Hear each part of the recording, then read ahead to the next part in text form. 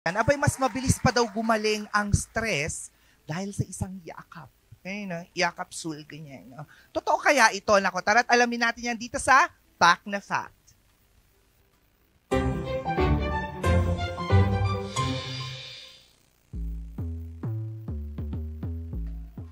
Ano ginagawa niyo? All for the power of hug. Kung meron mang superpowers ang mga tao, hindi to flying or invisibility. Ito ay yakap. Dahil isang yakap lang, it can already make your whole day. Kahit astig ka, need mo pa rin ang lambing. Every day, we receive different kinds of hugs mula sa mga taong nakaka-interact natin.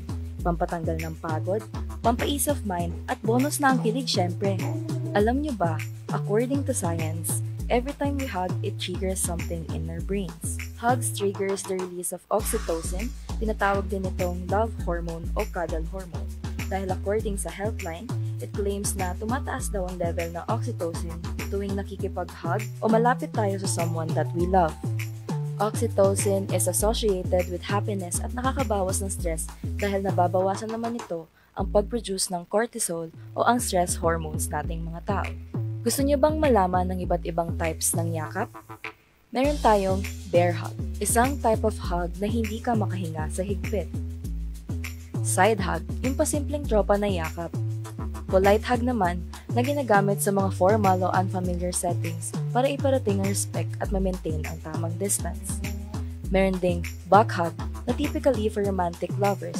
Group hug, madaming kasama and usually with friends to express unity, joy, and love. Pumunta naman tayo sa cuddle. Ano nga ba ang cuddle? Cuddle ay ang pinahabang version ng hug. Magbigay na din ako ng 3 types nito. Meron tayong the spoon o spooning.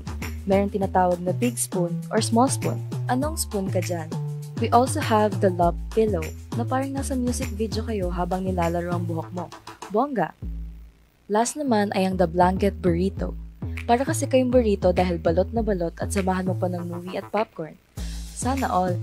Wait, meron pa akong fun fact. Did you know na ang mga babae raw ay kailangan ng 5 yakap a day para mabawasan ng stress?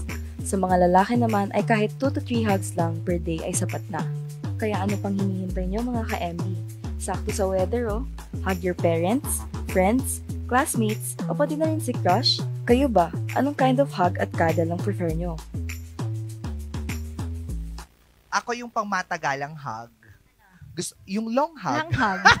Dapat yung medyo matagal-tagal. Oo, kasi talagang iba yung pakiramdam kapag niyayakap ka o may yumayakap talaga sa iba. Nakakawala ng...